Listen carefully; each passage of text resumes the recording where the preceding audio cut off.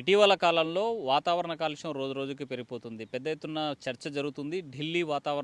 ఢిల్లీలో ఉన్నటువంటి వాతావరణ పరిస్థితి చూస్తే పెద్ద ఎత్తున పట్టణాలన్నీ కూడా కలుషితమైనాయి. కాలుష్యం ఉంటే మరోవైపు నదీ పరివాహక ప్రాంతాల్లో ఉన్నటువంటి నదులన్నీ కూడా మురికి కూపంలా కనిపిస్తున్నాయి. మరో మూసిని తలపిస్తుంది కర్నూలులో పరివాహక ప్రాంతంలో ఉన్నటువంటి తుంగభద్ర నది. మనం ప్రస్తుతం కర్నూలు పట్టణానికి పక్కనే ఉన్నాము. ఇవి ఎగువ నుంచి కనిపించేటువంటి అక్కడ పారుతున్నటువంటి కాల్వ ఏదైతే ఉందో ఆ నీరంతా కూడా కర్నూలులో ఉన్నటువంటి ప్రధానంగా ఈ కాల్వలకు కాలువల నుంచి వచ్చేటువంటి వెదజల్లేటువంటి మురికి కూపంలా మారినటువంటి వాటర్ మొత్తం కూడా మనం కనిపిస్తున్నటువంటి ఈ ప్రాంతం అంతా ఇక్కడ కనిపిస్తోంది. చెత్త చెదారంతో పాటు కలుషితమైనటువంటి నీటి ప్రవాహం అంతా కూడా తుంగభద్ర నదిలో కలుస్తున్నటువంటి పరిస్థితి అయితే కనిపిస్తుంది. ఇక్కడ కనీసం ఒక క్షణం కూడా నిలబడలేనటువంటి పరిస్థితి కనిపిస్తుంది. దుర్గంధం వెదజల్లుతూ ఉంది, కంపు కొడుతున్నటువంటి పరిస్థితి ఉంది. తుంగభద్ర నది పూర్తిగా కాలుష్యమయం కావడంతో నదీ పరివాహక ప్రాంతాల్లో ఉన్నటువంటి పల్లె ప్రజలంతా కూడా కాలుష్యం నీరే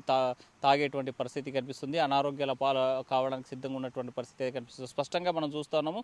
ఇది మనం చూస్తున్నటువంటిది మరో మూసీ నది, హైదరాబాదులో ఉన్నటువంటి మూసీ నది అనుకున్నారు, కానీ ఇది మూసీ నది కాదు, మూసీ కాలువ అంతకంటే కాదు. కేవలం తుంగభద్ర నది పరివాహక ప్రాంతం. తుంగభద్ర నది ప్రస్తుతం కాలుష్య కోరల్లో చిక్కుకుందని చెప్పడానికి స్పష్టంగా కనిపిస్తున్నటువంటి విజువలైజేషన్ మన వీడియో జర్నలిస్ట్ చంద్రశేఖర్ చూపిస్తున్నటువంటి విజువల్స్ మనం చూస్తున్నాం. మొత్తంగా చూసుకుంటే తుంగభద్రకి చాలా చరిత్ర ఉంది. తుంగభద్ర కృష్ణానదికి ప్రధానంగా ఉపనదిగా కొనసాగుతుంది. ఇది కర్ణాటకలో ప్రారంభమై ఇటు మనకి నాగార్జున సాగర్ వరకు పారుతున్నటువంటి వందల కిలోమీటర్లు పారుతున్నటువంటి ఈ నది కాలుష్య కోరల్లో చిక్కుకున్నటువంటి పరిస్థితి ఉంది. ముఖ్యంగా ఇది రామాయణ కాలంలో పంపానదిగా పిలువబడే తుంగభద్ర నది కర్ణాటక పడమటి కనుమల్లో జన్మించి తుంగభద్ర అనేటువంటి రెండు నదుల కలయిక వలన ఏర్పడింది.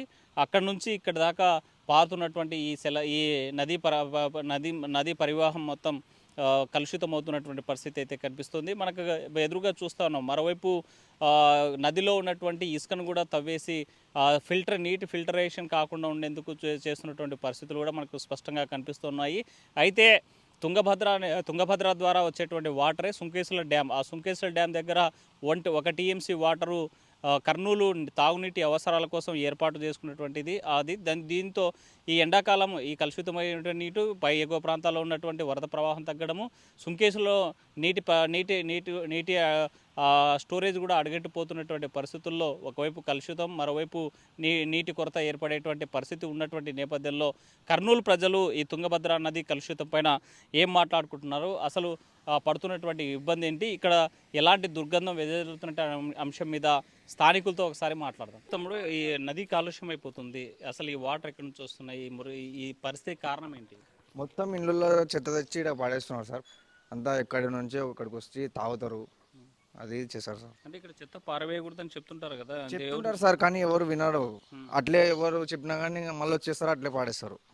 అట్లా సార్. కర్నూలు పై భాగంలో ఈ మురికి కాలువలు ఉన్నాయి కదా, ఆ వాటర్ అంతా ఎక్కడ పోతుంటాయి?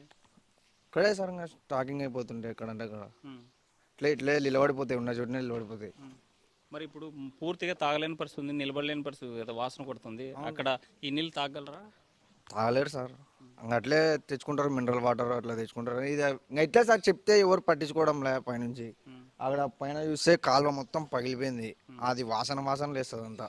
ఇంకా చుట్టుపక్కల ఉండే వాళ్ళకంతా స్మెల్ ఎక్కువ అయ్యి సరిగా నైట్ పూట ఇంకా ఎక్కువ వస్తుంది సార్ స్మెల్. వచ్చి తాగుతారు ఎక్కువ జనాలు. ఇంకా అందులో ఏం చేస్తే బాగుంటుంది అంటారు? పట్టించుకోవాలి సార్, ఇంకా గవర్నమెంట్ ఉంటుంది కదా, వాళ్ళే పట్టించుకుంటే అవుతుంది. దుర్గంధం వెదజల్లుతుంది. అసలు తుంగభద్ర అనేది పరిస్థితి ఏంటి? మురికినే పడుతుంది, దోమల బెడద. వచ్చే పిల్లలు కూడా రాకుండా అయినారు. తాంటాపడి కాశం నుంచి బడి పిల్లలు వస్తుండ్రి. సుమారు 60-70 మంది పిల్లలు వచ్చేటప్పుడు రాకుండా, కాలు పెడితే నా పెడుతుంది అలర్జీ. దానికి కూడా రాకుండా అరిగిలు కూడా పడకుండా బంద్ అయినాయి, ఆదాయం లేదు వాళ్ళకు. ఇప్పుడు పిల్లలు వస్తుంటే వాళ్ళకి ఆదాయం ఉంది, పిల్లలు ఆటోలో పోతున్నారు ఈ నీళ్ళకి భయపడి. ఇంకా ఆ పరిస్థితి అట్లా ఉంది. ఇంకా వాసన దోమలు మామూలే. ఇంకా ఒక్కటి ప్రజలది కూడా పెద్ద తప్పు ఉంది, తెచ్చి ఎట్లేస్తారని. పూలు తెచ్చేది ఎట్లేదు, కవర్లు.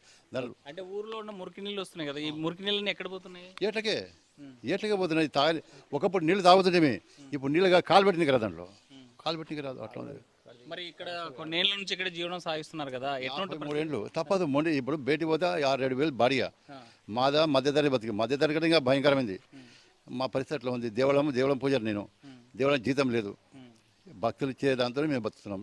ఏం చేస్తే బాగుంటుంది ఈ నది బాగుపడాలి అని చెప్పినారు గవర్నమెంట్ వాళ్ళు. ట్యాంక్ కడతాను, ఇక్కడ ఈ స్థలం తీసుకుని కడతాను చెప్పి ఇంతవరకు లేదు పరిస్థితి.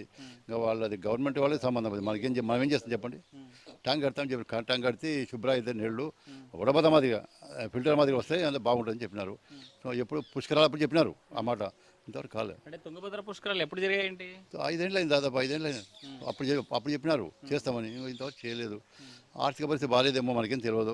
అది అన్నా మున్సిపాలిటీ వాళ్ళు కొంచెం చూసుకొని క్లీన్ చేసుకుంటే ఎప్పుడప్పుడు మాకు ఈ సమస్యలు ఉండవు. నది నీళ్ళదంటే ఇంకా కలుషితమేనా? సరౌండ్కి 4 కాలువలు ఉన్నాయి. ఇది వచ్చేసి పాత బస్ స్టాండు, షరఫ్ బజారు, రాధాకృష్ణ టాకీస్, ఆ సరౌండ్ సర్కిల్కి మొత్తం మెయిన్ కాలువ ఇదే. ఆడున్న మురికి నీరు మొత్తం వచ్చి ఇటు అయితే రావాలి. అది ఇంకా కింద అంటారా అది బండిమెట్టిది, అది వాళ్ళదట. ఆడొక కాలువ, ఇది ఒకటి, పైన ఒకటి ఉంది. ఈ 3 కాలువలే. మునగలపాడు కింది నుంచే కాలువలు ఉన్నాయి, మునగలపాడు కానుంచి కాలువలు లేవు మాకు తెలిసినంత వరకు. ఈ ఏటికి ఇంకా ఆడ నుంచి ఇంకా కలుషితం ఇదంతా ఇటు అవుతుంది. ఆ పైన ఒకటి కొంచెం నీట్గా ఉంటుంది. ఆ సరౌండ్లో కాలువలు లేవు.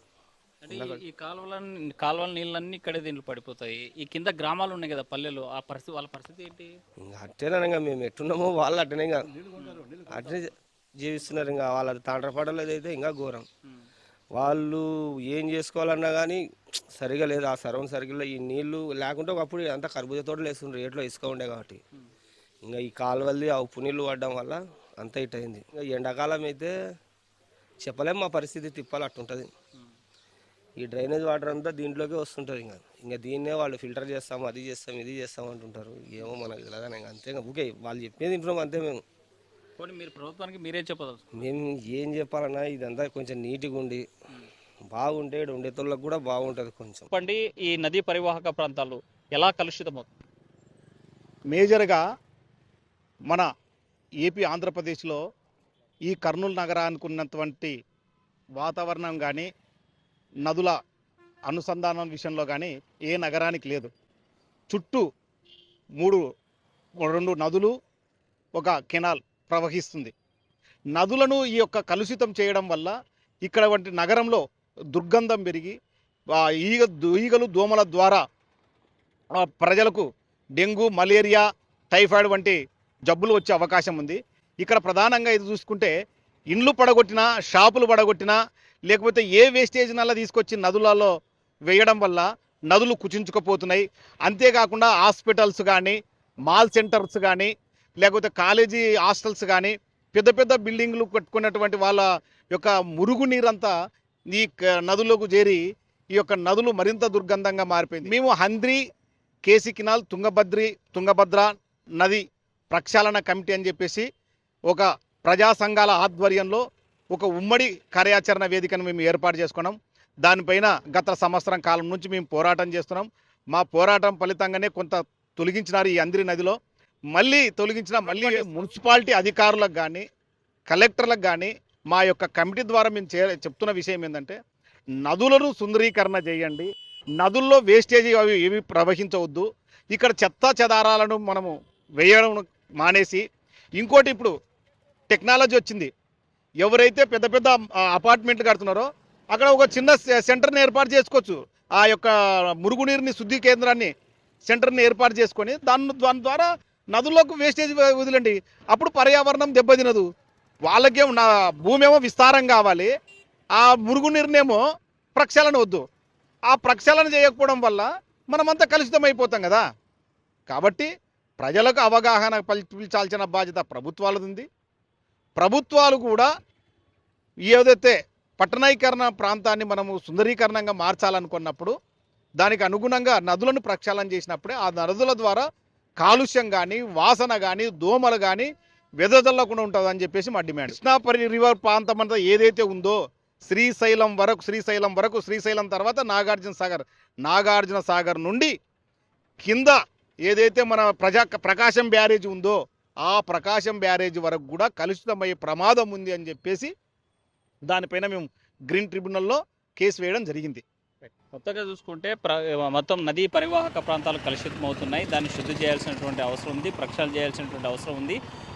ఈ నీటి వనరులను కాపాడుకోవాల్సినటువంటి అవసరం ఉందని చెప్పేటువంటి పరిస్థితి ఉంది. సో కర్నూలు నగరంలో పట్టణంలో జనాభా పెరుగుతుంది. జనాభాకు అనుగుణంగా పట్టణీకరణకు సంబంధించిన ఏదైతే సుందరీకరణ పేరుతో జరుగుతున్నటువంటి దీంతో ఇక్కడ ఉన్నటువంటి నదీ జలాలను కూడా కాలుష్యితం చేయొద్దనేసి కోరేటువంటి పరిస్థితి అయితే స్పష్టంగా కనిపిస్తుంది. వీడియో చంద్రశేఖర్తో హుస్సేన్ టీవీ కర్నూలు. చరిత్ర సృష్టించినోడు ఇప్పుడు ఆ చరిత్రని తిరగరాయబోతున్నాడు. అబద్ధాల గోడల్ని బద్దలు కొట్టి నిజాలను రాగా మీ ముందుంచబోతున్నాడు. నిజమైన వార్తల కోసం వెంటనే డౌన్లోడ్ చేసుకోండి రా యాప్ని.